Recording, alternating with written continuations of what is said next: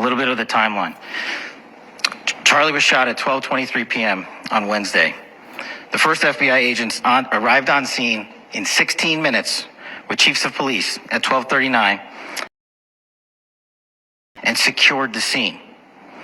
The FBI immediately launched fixed-wing assets. We utilized these assets to transport personnel, specialty technicians, hostage rescue teams. We also utilize these assets to go back and forth from the East Coast and here in Utah to transport forensic evidence and other evidence that will be analyzed and is being analyzed at our FBI laboratories in Quantico and other laboratories, including the ATF. At my direction, the FBI released the first set of FBI photos of the suspect at 10 a.m. local time on 9/11. Then, shortly thereafter, the FBI reward of $100,000 was released at 10:45 a.m. local. Myself and Deputy Director Bongino arrived on the scene at approximately 5:30 p.m. on 9/11.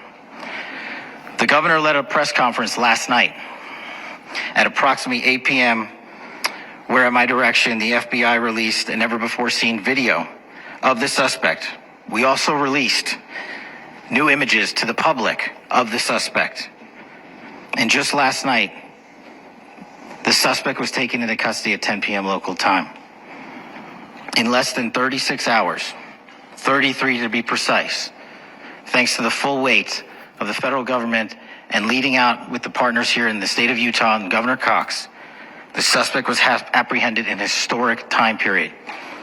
And I want to highlight what Governor Cox said. This would not have been possible without you, the media, and you, the public. That's why we went so public, so fast, and we're so transparent, and we're committed to that transparency. The crime scene, just a little bit there. It is a large crime scene. State and local authorities, along with federal authorities, processed that crime scene quickly. And I even had the ability to walk through that crime scene and walk through the steps the suspect took to learn more about what was needed and what resources we needed to bear to create a full picture for the FBI and leadership back in Washington. Furthermore, thankfully to state and local partners, forensic evidence has been seized and continues to be garnered. Forensic evidence has already been evaluated at FBI laboratories in Quantico and state and local authorities here. We will continue to process evidence as we see it, as we collect it, and we will continue to deliver it to Governor Cox and his team. Last night, we had a total of approximately 7,000 leads. As of this morning, thanks to your great work, we have over 11,000 leads that were called in to the FBI. And we are running out every single lead that we can. Every one of those leads will be run out. The arrest is a testament to the dedication of good law enforcement being great and partnerships in law enforcement, which I've tried to highlight as my tenure as the director of the FBI. There is no better relationship for law enforcement than the FBI to partner with state and local authorities, and you've seen it here in these last few days.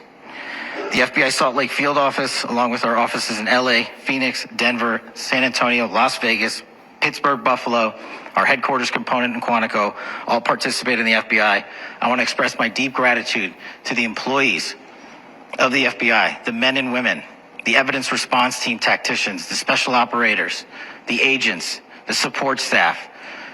You have done monumental work in historic time when the public, who had a right to demand such an expeditious solving of an investigation, the FBI answered that call diligently, critically important to our nation, and we delivered. And I'm proud to be their leader, and I'm proud to be the director of the FBI. This is a very much an ongoing investigation, as the governor said, and we will continue to work with state and local authorities to develop the investigation, to provide them the evidence they need for their ongoing prosecutions, and we will be here to answer every call they absolutely have, as long as it takes, for as long as we need to find and apprehend whatever suspects were involved in this crime. Lastly, to my friend Charlie Kirk, rest now, brother. We have the watch, and I'll see you in Valhalla.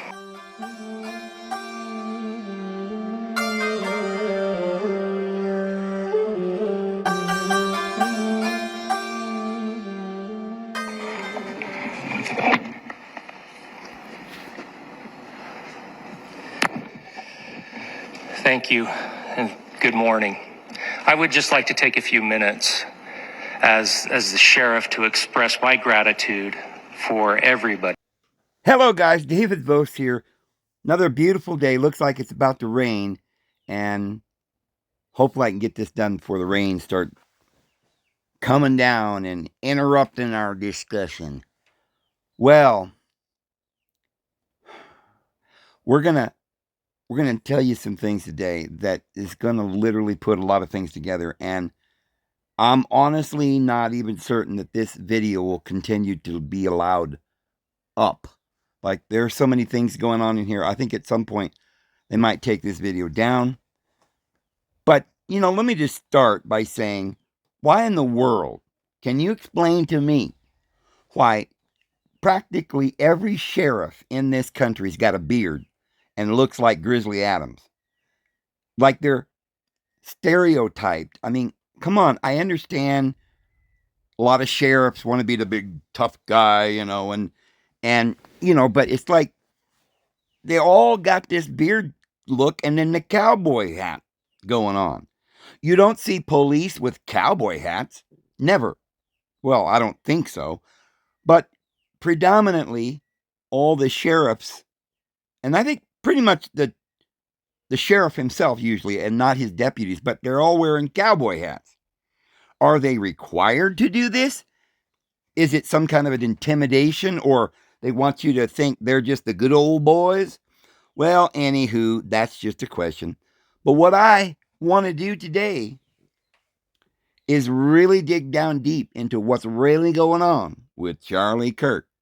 So I did some little asking of some questions to AI, and man, you need to stick around and stay tuned for this the entire way, because I think the best is at the very end, but the whole thing is literally mind-boggling.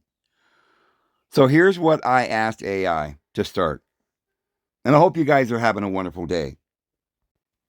So I asked, how was Charlie Kirk hit in the throat?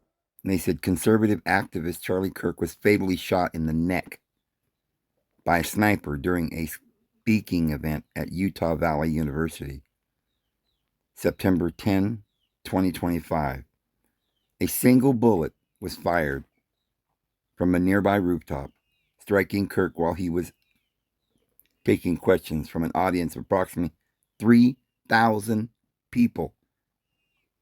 Boy, there's a lot of threes.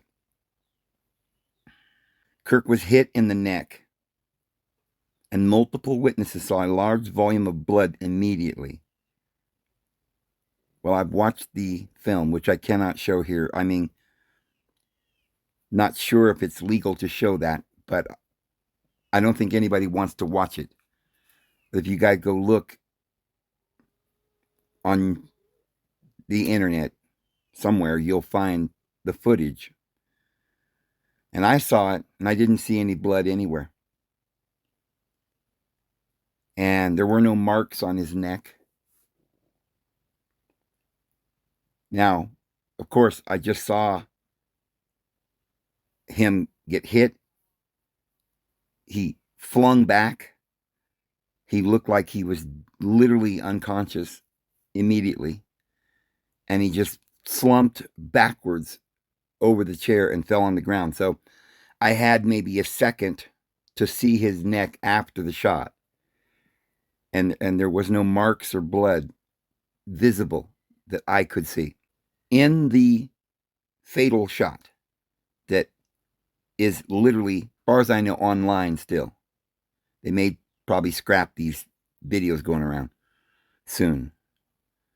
But I'm not going to mess around with trying to air that or even provide you with a link. As long as the government or YouTube or the powers that be allow it to be there, you can go look. But you can see the shot as it hits him, and it hit him in the chest. Now, of course, we know that he had armor. He had a bulletproof vest or something underneath that shirt. And you could see it hit and stop. And whatever that vest you could see it push against his chest, make an indentation, but it did not enter, as far as I can tell. If it did, it would have entered in through the vest and into his heart. It was right around his chest area. Now, that could have stopped his heart, the pressure. It could have, a blow like that could have stopped his heart or something, maybe temporarily, possibly for good. But they're claiming he didn't die from a concussion to the chest. They're claiming he got shot in the neck. And I showed you that video yesterday where Morris, what's his name? Somebody know Morris that does the redacted. Clayton Morris. Now I remember his wife's name, Natalie.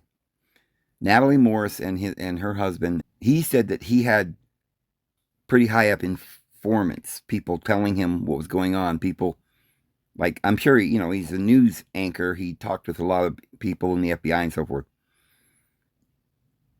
And his people were telling him that it did hit the chest, as I said, but it ricocheted off the chest and into his neck. But I guess I'm not an expert on that kind of thing, but I'm pretty much an expert of seeing things and identifying what I see. And I realized that in 1 second, it could be that the blood is not going to be present. I don't know. But if there was a bullet that hit you in the neck and killed you from that hit in the neck, I just don't think it would necessarily be, as far as I can tell, maybe somebody else can give me their opinion. But if you got hit and you could see visibly the chest getting struck, and a second's quite a long time. It may have been however long it took for him to get hit and then fall backwards, like it pushed him back over the chair, and then he just fell helpless, lifeless, still in the chair, but then just sort of fell off to a side. I mean, that took over a second. And then that entire time, his neck was visible, and there was no blood, and there was no visible mark. And, if you could see it hit the chest, you'd think you'd be able to see the ricochet. But I didn't see it. Well, I did see something that maybe could be a ricochet, but it wasn't a bullet ricocheting. When his chest was hit, it just looked like it exploded upward towards his neck. But it was like the vest itself. It wasn't the bullet. It just kind of puffed up and expanded towards his neck. It didn't look like it hit the neck. It just kind of went poop, like it ballooned up. And honestly, you could hear a pop as it hit the chest. And it sounded like it came from the chest, the pop. But I could be wrong. It may have been. It seems like if a gun went off, I don't know if it's 100 yards or whatever it was, it travels very quickly through the air, yes. But I've heard guns go off. I've shot guns, and you can hear the bang at the point of the gun. I have shot a gun and the bullet traveled and maybe hit a branch or dirt or rock or soda can that you were shooting at. You hear a bang immediately as you pull the trigger at the point of your hand in the gun. In fact, you can even, if your gun's not proper, you'll get gunpowder on you. If you got a faulty pistol or gun, the explosion happens when that hammer comes down on your gun. It's a split second. I don't know how long later, but it's quite immediately, but a split second later that you hear the tin can fall over. So the bang I heard was at the point of impact. And I had the impression, and I cannot verify this, I'm not a professional on this, but it sounded like not a small pop, like a big pop. Like there was something in that vest that exploded. And I don't think that it touched his neck. Of course, we didn't get to see the body. They took it away. Anything could be true, but that's my analysis of that. So it says, he clutched his neck and collapsed from this chair. That's not accurate. He did not clutch his neck. His arm did go up to where he was shot on his chest. But at that point, he was unconscious. He wasn't consciously trying to grab anything. But I think in that split second when he got hit, it threw him back. His arm did kind of go up to where his chest is. It did not go to his neck. He didn't clutch his neck. Now, it's possible that, because I didn't see after he fell down, that he may have, when he hit the ground, he may have clutched his neck. But at no time did I see any blood. And so I went back and looked at the whole thing again. As we're talking here, I stopped and I went back and looked at it again to make sure. And there's another angle. So I saw two angles of the impact. Honestly, I don't know if a bullet could ricochet off of your chest and then hit you in the neck. I guess I should just say that I would like to have more information on how a bullet could ricochet.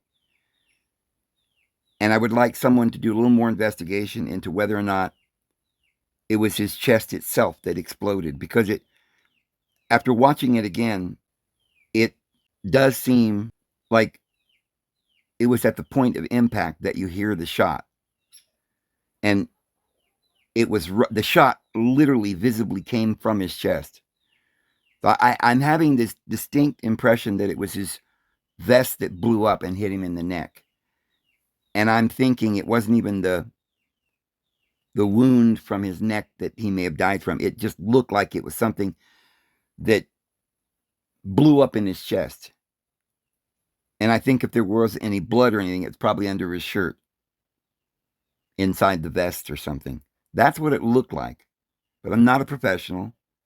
I'm just telling you what I saw. My analysis may not be correct. I'm just telling you what I saw. My personal thoughts, as I've seen it several times, and it's very hard to watch. One thing I can guarantee you is that Charlie Kirk didn't know it was coming. He reached down, took a drink. And the other thing is that he was literally in motion when he got hit. Like he had bent down. He had a big cup of something. Could have been water. And he took a little sip and then sort of rocked back. When he reached down to get his cup of water and took a sip, he then sat back up into an upright position. He was in that upright position just a second. Just a second. So if there was a man that shot him with a rifle 100 yards away or whatever it was, that person would have had to have had his bead on him only for a second before he could pull the trigger, because he was literally moving. He had bent over and then bent back against the back of the chair as he rose up. There was only a second. It seems more likely that if a shooter is going to shoot, they're going to wait for a point where the victim is motionless for a second. Upright. You wouldn't think you'd shoot as the person just gets into position, like he's moving and then boop, for 1 second he's not moving, and that's when you do him. It doesn't make sense. It seems like you'd be more apt to miss. You wouldn't be able to get a shot, and just as he sat back up, boom, you take your shot. I think it would be very difficult to do that. Like I said, everything looks like his chest exploded. That's what it looked like.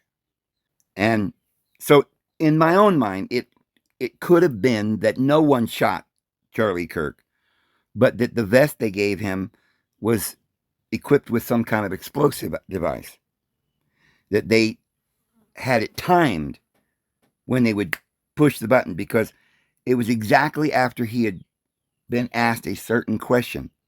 So I thought, who asked him that question? Could that person have been staged to walk up and ask him a specific question about transgenders? And this is what I found. I asked AI who the person was that asked the question about the transgender just as he was being assassinated. It was just 1 second after that question was asked that he was shot. And AI said, while it's not confirmed who asked the question at the event, multiple news sources report witness stating that political activist Charlie Kirk was answering a question about transgender shooters when he was fatally shot at Utah Valley University on Wednesday. Witness accounts described the question as being asked by a kid about how many transgender shooters there were. It was after Kirk began to respond that the fatal shots were fired. And then notice they say shots, plural. But of course, they've consistently said there was only one shot fired. But that could be a mistake. But I guess AI makes mistakes, but that's odd that they would make that mistake. So all we know here is it's a kid. But I also thought, well, wait a minute. It's not been confirmed. But do they have some idea? So I'm going to ask him that question. So it has not been confirmed who the kid is or his name. But is there any possible names or identities? And they said, well, there has been no official confirmation. Same wording. Like they know, but it hasn't been confirmed. But it says there has been no official confirmation of the identity of the person who asked the transgender-related question at the Utah Valley University event. It is important to note that the shooter was reported to have used a high-powered bolt-action rifle from a distance, making it unlikely the person who asked the question was also the shooter. Well, I didn't ask that. It's odd that they're now going to imagine or some relationship between the guy asking the question and the shooter. But maybe they surmised that I was wondering about that or something like that. And they go on to say, while authorities have not released the person's name, here's what is known. Eyewitness Ava Terry told CNN that the question was asked by a kid who mentioned transgender individuals in mass shootings. It's not clear if the questionnaire has any connection to the shooting suspect, who is now in custody. So somehow or another, they're trying to tell me that there's, they're bringing up some kind of connection between the kid who asked the question about the transgender and the sniper, the assassin. They're bringing it up. I didn't even bring that up. Then it says authorities have discouraged misinformation and speculation as it has complicated the investigation. And then they say this is very odd. I've never seen AI do anything like this. And I've been asking it questions a while. It said, if you'd like, I can continue to monitor for official updates regarding the case and the individuals involved. Would you like me to keep an eye on official releases for any confirmed names? I thought, what? Is this like some kind of trick? If I say yes, they're going to be monitoring me or something? Like later on, I'll get a little buzz on my phone. They'll say, hello, we've got an update for you. Like I was like, what? I've never seen this. So I thought, okay, I'll just put yes. So there I put yes. Give me an update. Immediately, no more than 1 second later, this pops up. They knew all along. They just weren't telling me. The identity of the student who asked the transgender-related question at the Charlie Kirk event has been reported. Now, they claimed before it wasn't confirmed. Well, now they're using the word reported. So I guess it was reported. So they're going to tell me. He is Hunter Kozak, a mathematics student at the Utah Valley University. Hunter Kozak. Here's what is known about him. Kozak posted a video on social media on September 11th. Wow, isn't that weird? This happened on September 11th, guys. That we were going to be talking about something like this on September 11th, and that's not a coincidence? Oh no, Dave, you've got 365 days in every year. Why, it's likely it could happen on any day, and it just happened to happen. It just happened to happen. The day before 9/11, and we got to spend the whole day 9/11 talking about this. Maybe so we wouldn't talk about 9/11, I don't know.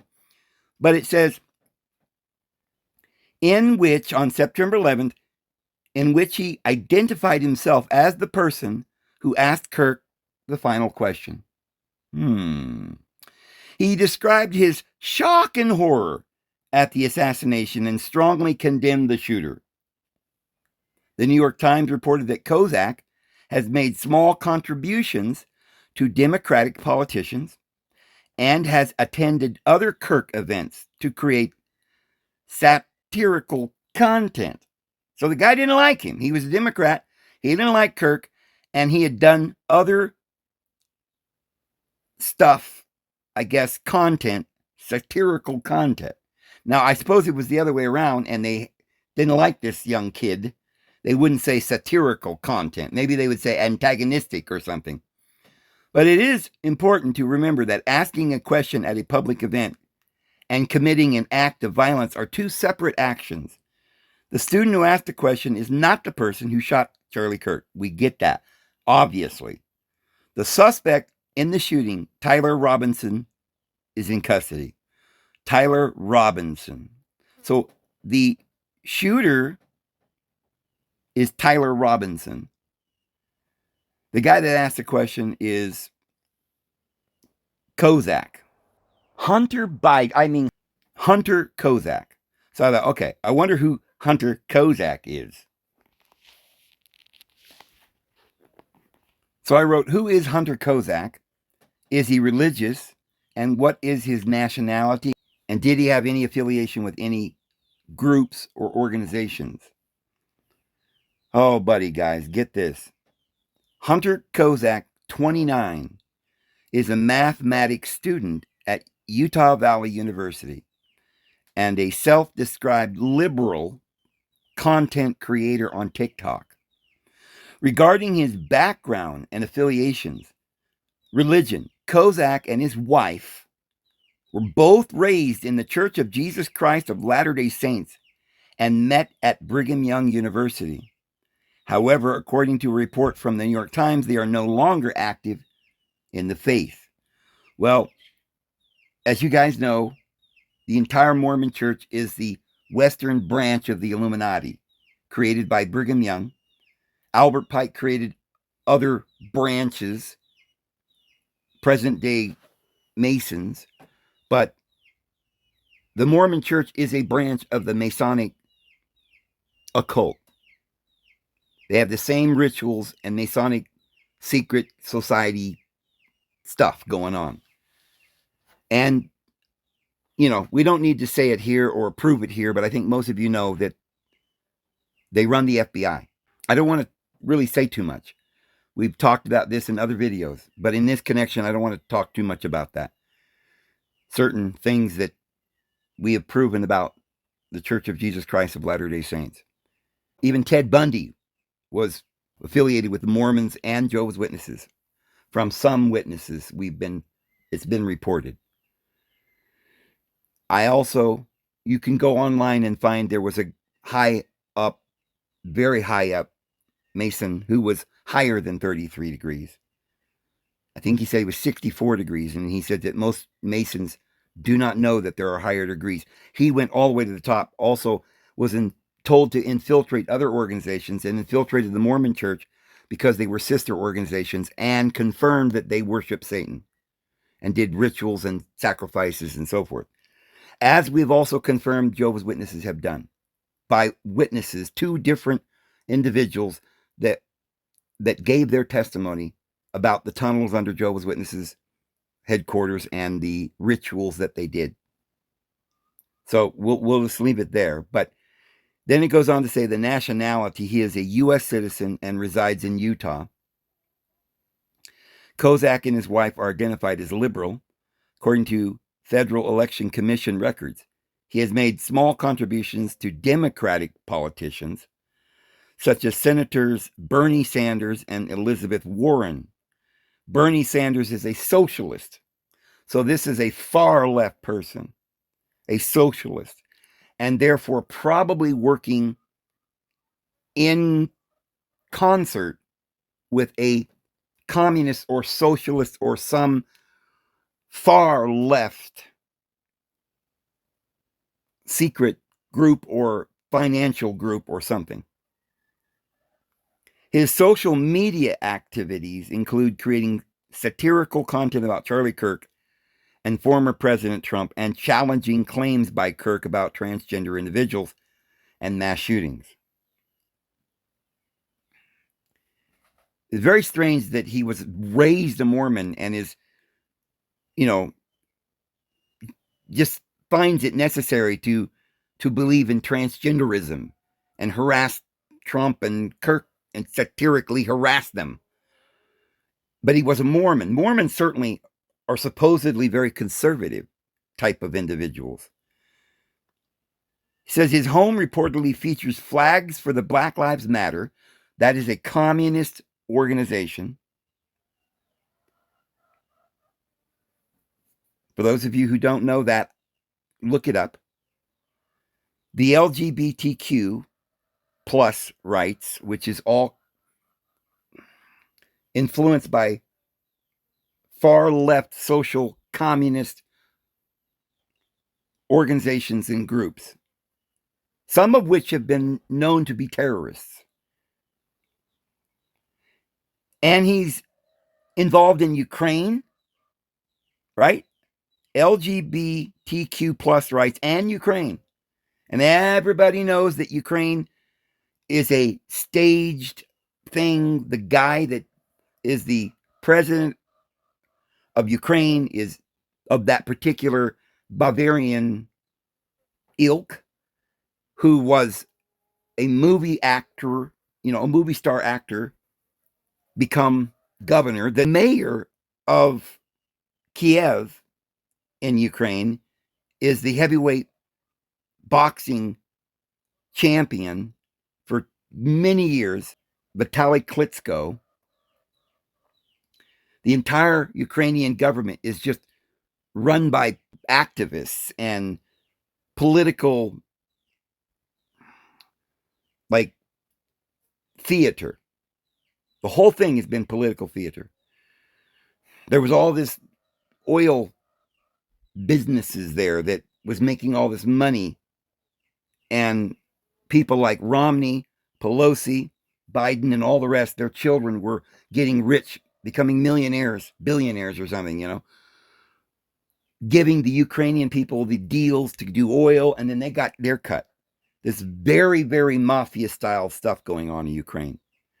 And the whole LGBTQ plus rights and all of this then would certainly be the social organization that those in the KGB or the Hegelian dialectic propaganda department of the CIA would certainly have been using somebody that would pretend all of these insanities. I don't know that a young person would even come to the beliefs that, we see them doing. I just think all these Black Lives Matters individuals rioting, doing satirical things, and being somehow financed by the left. It just seems like they're not doing it because of belief, but perhaps some kind of brainwashing that the government's doing on these children. But it's important to reiterate that authorities have confirmed Kozak is not a suspect. No, he's not the one who pulled the trigger. No, but this is weird. In the shooting of Charlie Kirk, he has fully cooperated with the investigation. Of course, because the investigators are Oh my goodness. Complete. Sit.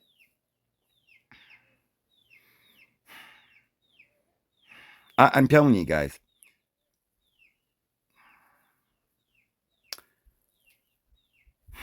So, there's a lot more to investigate there about this Hunter Kozak. Now let's take a look at this Tyler. So I said, can you provide any information about Tyler, the shooter? Same query as I asked before about Kozak, but about Tyler, the shooter. Disclaimer: the following information is based on public reporting and official statements. As of September the 12th, 2025, as of today, charges are pending, and this summary details what has been released by authorities and media. Tyler Robinson, 22, was arrested in Utah on September 1, 2025, and is the suspect in the assassination of Charlie Kirk. He is a U.S. citizen from Utah. So he lived there in Utah, which most of the people there are Mormon, who grew up in Washington, a suburb of St. George. Now, most of you know that St. George is a city in Utah. It's not a real big city, but it has a suburb, which is Washington. So we're not talking about the state of Washington. So he's from Utah originally, and he lives in Utah still. Here is what, well, he's in jail now, but here is what is known about Robinson's background and affiliations. Religion: there has been no confirmation of Tyler Robinson's religious beliefs, though his family was reportedly assisted by a youth pastor after his alleged confession. I guess that happened today.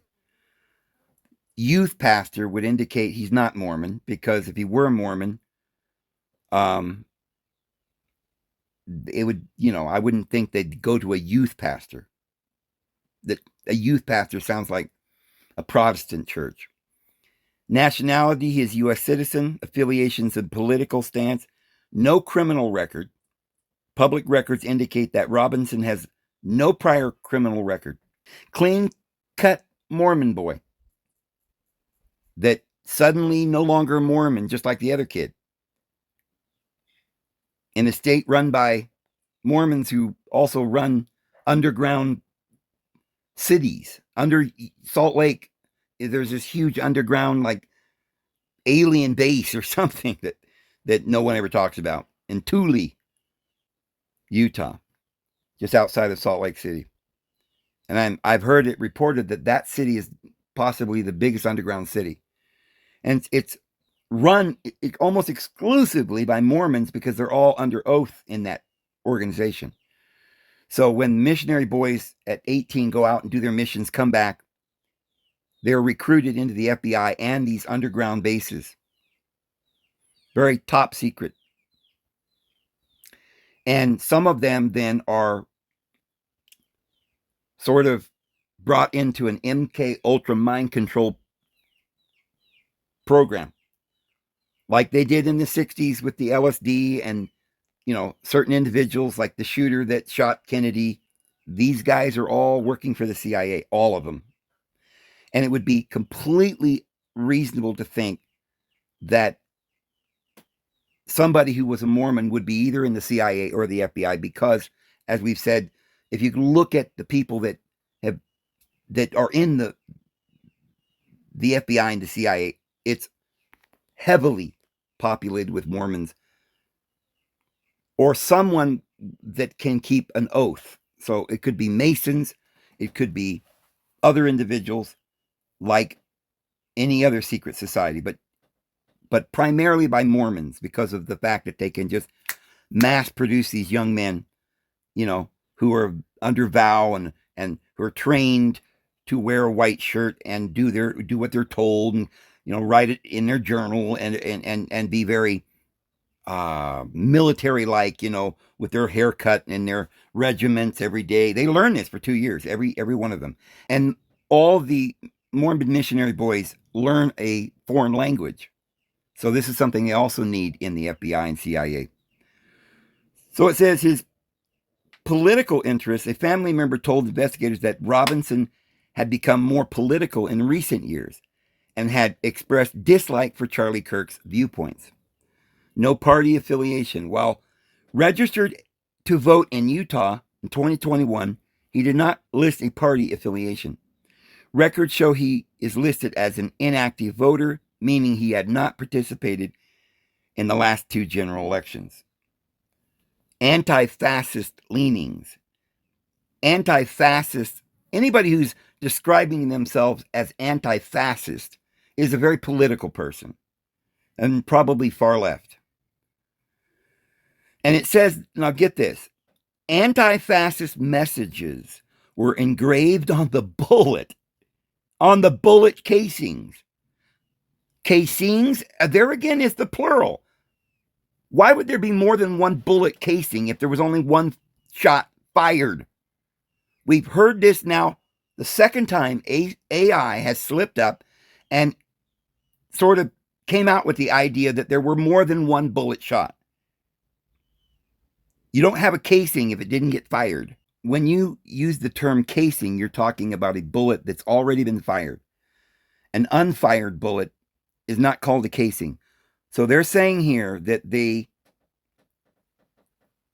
found casings, more than one, fired bullets with the rifle used in the shooting.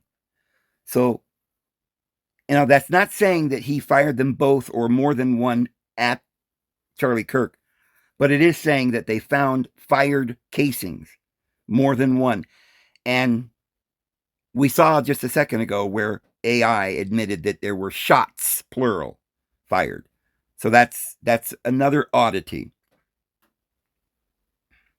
But they were engraved. The casings were engraved. The inscriptions included the lyrics to the Italian folk song. Seriously, how do you engrave the whole song? Was it the whole song or one stanza or whatever on a little dinky bullet casing? That seems weird to me. The lyrics to Italian folk song. I mean, basically they're saying all the lyrics. I don't think you could do that. Maybe it was one stanza, but the song was Beliseo, which is associated with anti-fascist resistance.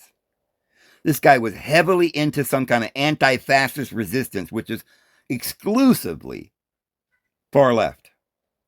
Other engravings were more meme related. Now you know why Mormons tell their people that they can vote Democrat or Republican, even though everyone thinks Mormons are very conservative. We got Harry Reid, a very far left senator that was running the whole Senate, that was Mormon there in Las Vegas. They run the whole Las Vegas. If you don't think Las Vegas is mafia owned, CIA, FBI, Mormon owned. The Mormons completely run Las Vegas along with their Bavarian brothers that have, like Trump's got a tower there and stuff. But education, Robinson was a high achieving student in high school and earned an academic scholarship to Utah State University. He attended for one semester in 2021 before taking a leave of absence. I wonder if they pulled him out and said, hey, you're so smart, we need to use you. And started, doing mind control on him and giving him drugs and maybe some other, highly technical equipment that they use to read people's minds and put voices in their heads or something. Like we said, who better to use but Mormon boys to be in the FBI or CIA or some kind of underground facility. Authorities believe Robinson acted alone in the shooting. He was identified from surveillance footage and turned in by a family member after confessing to them. Whoa. So he had family members that might have been Mormon or something, and they're like, oh, we've got to, they're not aware of what's going on in the underground Mormon places. But, all right, I really want to dig into this a little deeper. And then get this. So remember they said that he had no religious affiliation. And they're like, oh, yeah, you always got to ask them several times before they give you the real answer. So I said, is there any indication that Tyler was ever LDS? And so then they give you the real answer. Reports and comments on social media suggest that Tyler Robinson's family is active in the Church of Jesus Christ of Latter-day Saints.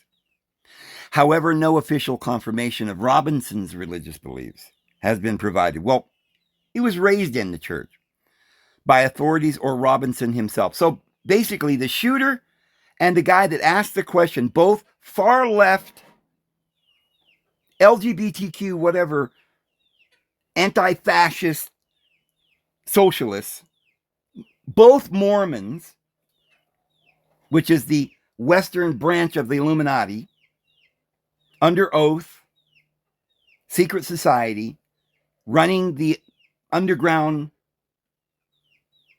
bases where they reportedly have UFOs, aliens, and heavily involved in CIA and FBI and other clandestine organizations.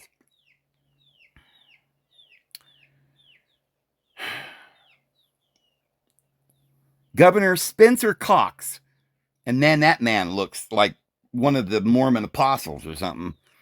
He stated that a family friend described as a minister assisted in getting Robinson to turn himself in. This description could be interpreted in several ways, and there's no official word on whether the family is active or if Robinson is or ever was. Well, they just said the family is active. They don't know. But then up here they says that they were the family is active in the Church of Jesus Christ of Latter-day Saints. So they always contradict themselves. I think they're just subterfuge here or something. So it's important to remember that the shooter's family and their religious beliefs are their private matter and do not reflect on their faith community as a whole. Well, why are you reminding me that? The actions of an individual should not be taken as representative of larger groups' principles. No, not on the face, unless there is circumstantial evidence otherwise, or some other evidence, more pressing. Would you like me to look for information about how the local communities in Utah have been reacting to events? Oh, buddy, this is what they did a second ago. They asked me if I'd like to have an update. Well, let's have an update. Yes. Oh, they're thinking. Here we go. Reactions in Utah to the assassination of Charlie Kirk were varied, with expressions of shock and grief as well as condemnation for political violence. Political, religious, and university leaders, along with community members, have all voiced their sentiments.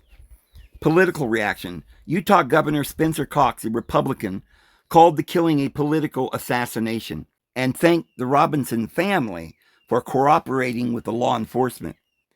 He expressed sadness and anger and urged young Americans to embrace dialogue over rage. Utah House Democrats reported receiving a threatening voicemail following the assassination, but joined Republicans in condemning the violence. Republican and Democratic politicians in Utah and across the country released statements condemning the violence.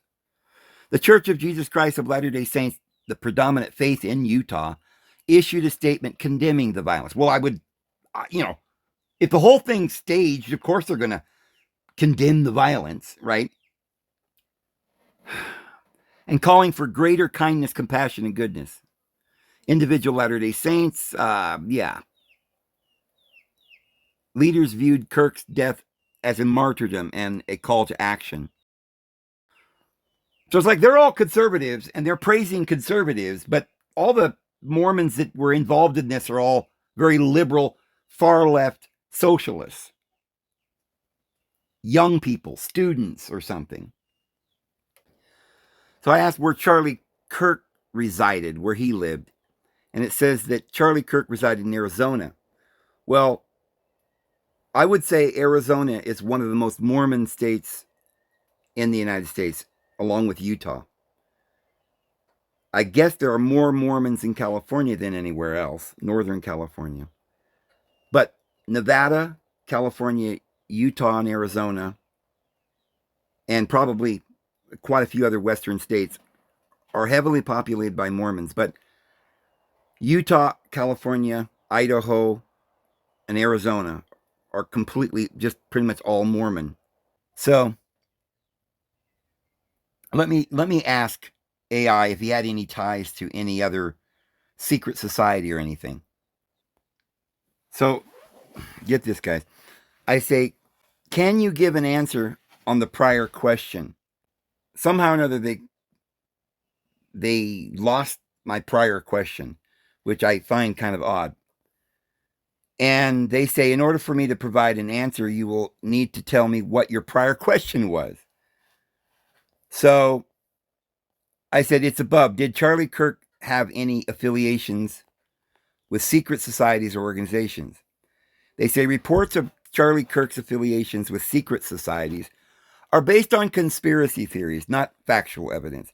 There is no credible information or reliable sources to substantiate claims that he was involved with groups like the Freemasons, the Knights of Malta, or Skull and Bones.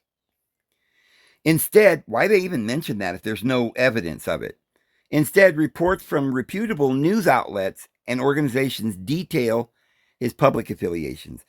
Turning Point USA, he co-founded this conservative student organization in 2012.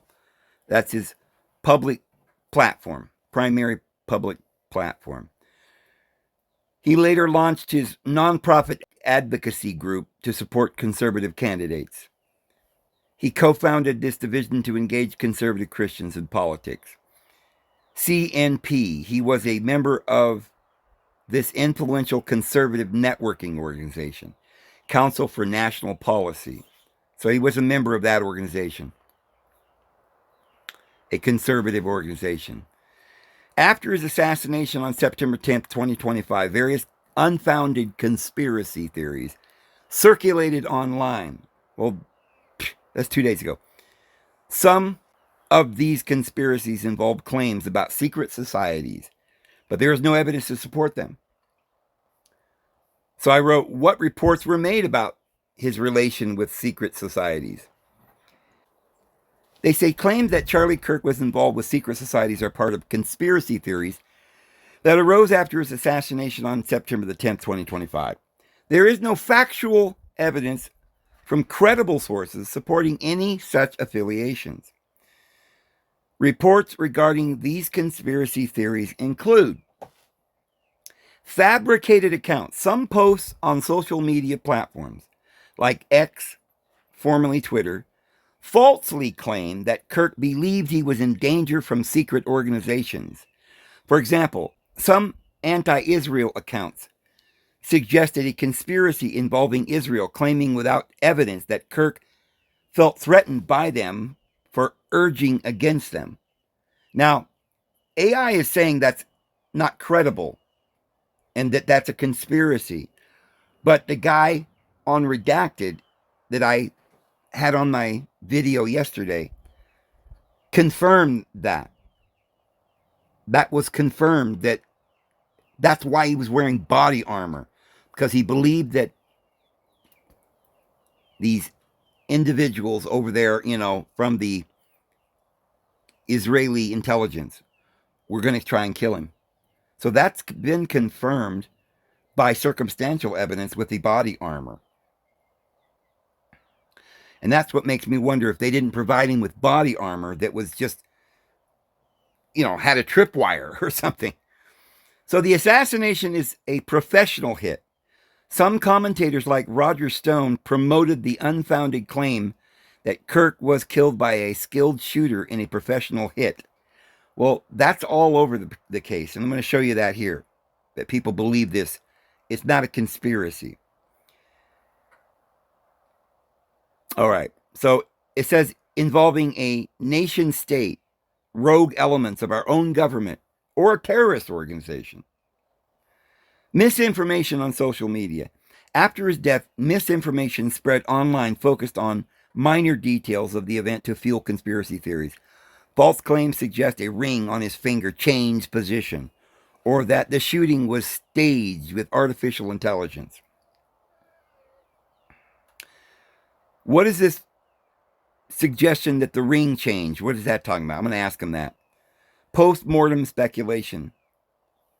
So it's all, speculation and it's not true. Let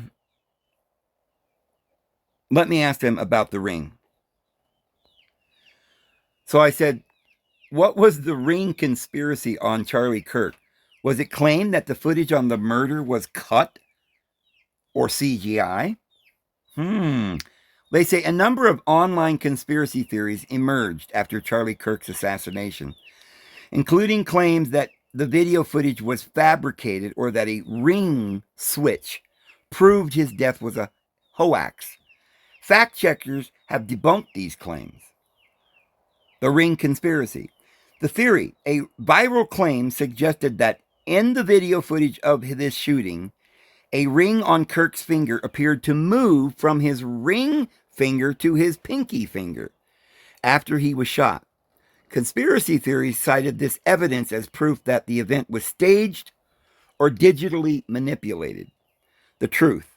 Analysis of the footage and photos from previous events shows that Kirk frequently wore a hinged ring. The sudden violent impact of the shot could have caused the ring to unclasp or shift, creating the illusion that it had moved. A different hinged ring was likely worn at the time of the shooting, and video shows Kirk fidgeting with similar rings in the past. Huh?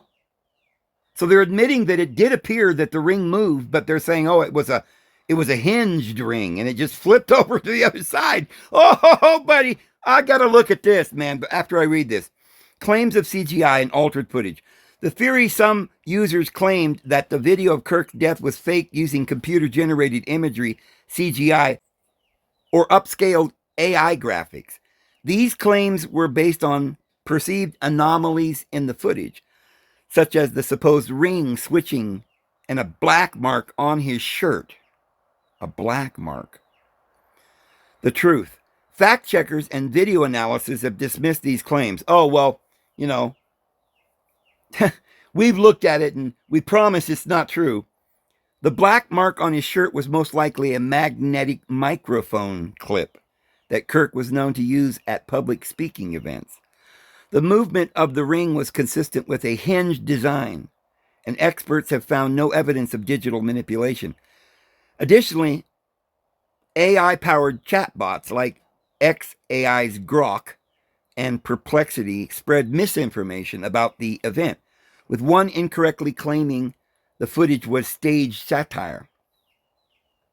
The ring and CGI conspiracies are part of the larger wave of online information that followed Kirk's death, which also include unsubstantiated claims that the killing was a professional hit, orchestrated by a deep state or foreign state, the misidentification and doxing of innocent individuals falsely accused of being the shooter, misinformation about suspicious hand signals given by individuals behind Kirk. What? There were hand signals? Well, we'll ask that question here in a second. But first, I'm going to go take a look at that footage. I can't show you guys that. I'm going to look again to see if I can see any ring movement, and I'll get right back to you. Okay, I looked into this, and here's what I found. There's this picture with the ring on two different fingers. It definitely is on a different finger. But I'm not sure when that was taken, because if it was a minute later or a few minutes later, he could have changed the ring and put it on a different hand. But they're not considering that possibility. AI is saying, oh yeah, it appeared to be on a different finger, but it really wasn't. It was a hinge ring. Well, it's obviously on a different finger. It's literally, it doesn't appear to be hinging. Like, I don't know what the hinge means. But there is footage of him fiddling with his ring and removing it and putting it, twirling it around or just kind of messing with it as he's talking. So he could have just pulled it off and put it on a different finger. But what's weird is that when it's on his ring finger, it does look like it's loose. Like maybe it is hinged, right? But it's not on the pinky. You can't get it to hinge over that far, whatever the hinge means. So that's a little open to debate. I don't know, but it's definitely something crazy going on with his ring. And what kind of ring is that? Like, it does look like some kind of a, fraternity ring or something, although you couldn't tell from looking at that. But I can tell you that there are people that are saying that Charlie Kirk may have been involved in the Masons or something. I asked, do secret societies or fraternities sometimes have hinged rings? Yes. Hinged rings are associated with some fraternal organizations and are sometimes used to keep allegiance a bit more private. For example, the hinged compasses on a Masonic ring can be oriented inward toward the wearer or outward. And then he's flipping that ring around all the time? Like, what? Beyond Freemasonry, there are other types of hinged and puzzle-style rings associated with fraternal groups and historical traditions. Masonic rings. Freemasonry is not a secret society, but a fraternal order, with some traditions kept private, and rings are often worn by members. Hinged compasses on many Masonic rings featuring the square and compass symbol, which is the Masonic symbol. The compasses are hinged. A Mason may choose to wear the ring with the hinged points facing inward toward his body as a personal reminder of his obligation and commitment. The swivel or the reversible rings. Some Masons have worn swivel or reversible rings with a hinged face. Historically, this allowed a member to display a symbol openly or covertly, depending on the situation. Puzzle rings. Some hinged or interlocking rings are variations of puzzle rings which have a long history shrouded in myth and legend. The Arabian legend, the Gimel rings, modern fraternal groups. Some modern fraternal organizations also utilize rings in their traditions. Recent product listings indicate that some fraternity rings may be designed with hinges or rotating features. So, one has to wonder if Charlie Kirk was a known Mason. Well, I looked into it and I can't find any proof at the moment. I'll look into it further, but I don't, usually when people are involved in the Masons or something, it's pretty private, secret. You don't necessarily know. Very seldom they're publicly Masons, but I don't know on that, but I will leave you with this, which is a little contradiction with AI, and I'll bid you good day. And this has been Walter Concrete saying, that's the way it is. This day, September the 12th, 2025. This is someone who knew exactly what they were doing, as someone who has a long history in shooting. This wasn't an amateur. This assassination of Charlie Kirk is indicative of a professional hit. It looks like a professional hit job from quite a ways away. For the next week, an opposing person from the left gets assassinated. You have to know this is happening from an outside source, a different country that wants to see America have a civil war. Doesn't this look like somebody who knew how to kill? Very well planned, very well orchestrated plot. See you guys later. Lord will bless you. His grace and his peace will be with you. We'll see you tomorrow. Right back here. Same bat channel. Same bat time. Have a good one.